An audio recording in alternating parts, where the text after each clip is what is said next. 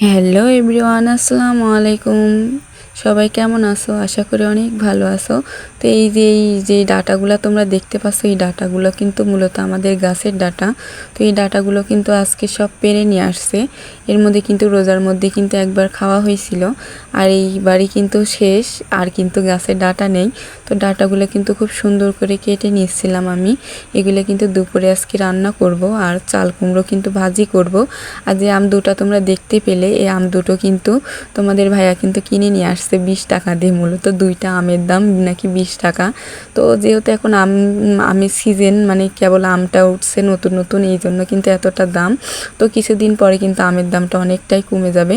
তো এইদিকে কিন্তু আমি ডাটাগুলো খুব সুন্দর করে কেটে নিয়েছিলাম, আর এইদিকে কিন্তু চাল কুমড়োটা খুব সুন্দর করে কেটে নিছি। যেহেতু আজকে না আমার হাত কেটে গেছে আপুরা, এই জন্য কিন্তু চাল কুমড়োটা আমি ভাজি করতে পারিনি। চাল কুমড়োটা কিন্তু খুব সুন্দর করে ছিলে নিয়েছি। ছিলে নিয়ে কিন্তু এটা ভাজি কুটার মেশিন দিয়ে কেটে নিব। আর এদিকে কিন্তু ডাটাগুলো কিন্তু খুব সুন্দর করে ধুয়ে নিয়েছিলাম। আর এদিকে কিন্তু চাল কুমড়োটাও ধুয়ে নিয়েছি। এই ডাটাটা কিন্তু আমি মুসুরির ডাউল দিয়ে রান্না করব। আর এইদিকে কিন্তু ডাউলটা খুব সুন্দর করে ধুয়ে নিচ্ছিলাম। আসলে আমি কিন্তু এই ডাটা দিয়ে ডাউল দিয়ে কীভাবে রান্না করে আমি কিন্তু জানি না। এটা কিন্তু আমি আম্মুর কাছ থেকে শুনে রান্না করছি মূলত। তো ডালগুলো কিন্তু খুব সুন্দর করে ধুয়ে ওর মধ্যে কিন্তু পেঁয়াজ রসুন আর কাঁচামরিচ দিয়ে দিয়েছি। আর এই আম দুটা কিন্তু আমি ছিলে নিয়েছি। মূলত একটা আম কিন্তু আমি রেখে দিয়েছি ডাউল রান্না করার জন্য, আর এই একটা আম কিন্তু কেটে নিয়েছি। আমার ছেলে কিন্তু খুব বায়না করছিল এটা খাওয়ার জন্য। তো এই আম দেখে কিন্তু আমারও অনেকটা লোভ লাগছিল। আর যেই মশলাটা তোমরা দেখতে পাচ্ছ এই বাটির মধ্যে, এই মশলাটা কিন্তু আমার নিজের হাতে তৈরি। তো এই মশলাটা কিন্তু আমি বাসাতেই তৈরি করেছি। এটা কিন্তু চাট মশলা বলে। এটা কিন্তু সব কিছুর সাথেই খাওয়া যায়। তো আমটা খেয়ে কি আমার এতটাই ভালো লাগছিল, আসলে রোজা যেয়ে কিন্তু আমি কিছুই খেতে পারছি না। যতই মনে করছি এটা খেলে, এটা রান্না করলে খেতে পারবো, কিন্তু আমি কিন্তু কিছুই খেতে পারছি না সেই রকম। তো আমটা খেয়ে কিন্তু আমার মুখে রুচিটা মনে হচ্ছে ফিরে আসছে।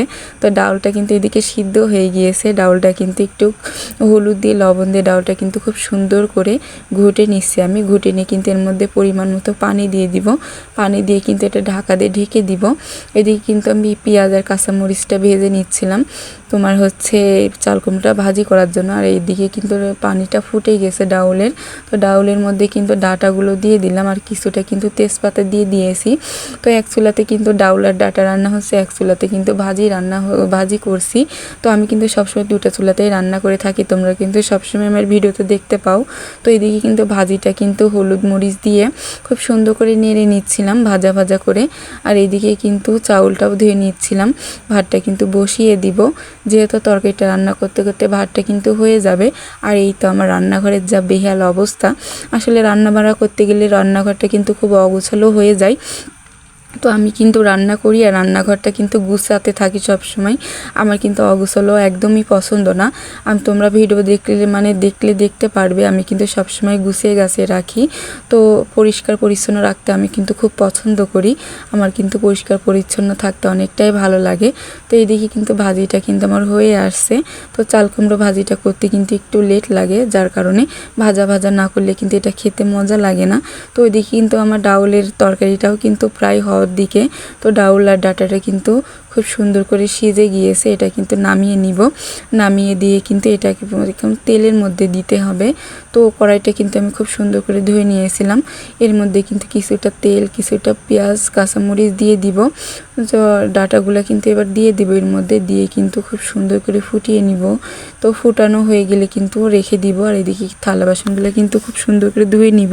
ধুয়ে নিয়ে কিন্তু রান্নাঘরটা খুব সুন্দর করে এদিকে ক্লিন করে নিব। তো থালাবাটিগুলো কিন্তু আমি সঙ্গে সঙ্গে ধুয়ে নিচ্ছি। ধুয়ে নেওয়া হয়ে গেলে পরে কিন্তু রান্নাঘরটা সুন্দর করে গুছিয়ে নেব। ওইদিকে কিন্তু ঘরটাও গোছানো বাকি আছে।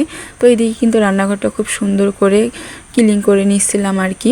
তো রান্নাঘরটা কিন্তু প্রায় ক্লিন করা শেষের দিকে। তো তাকগুলো কিন্তু খুব সুন্দর করে পরিষ্কার করে নিচ্ছিলাম।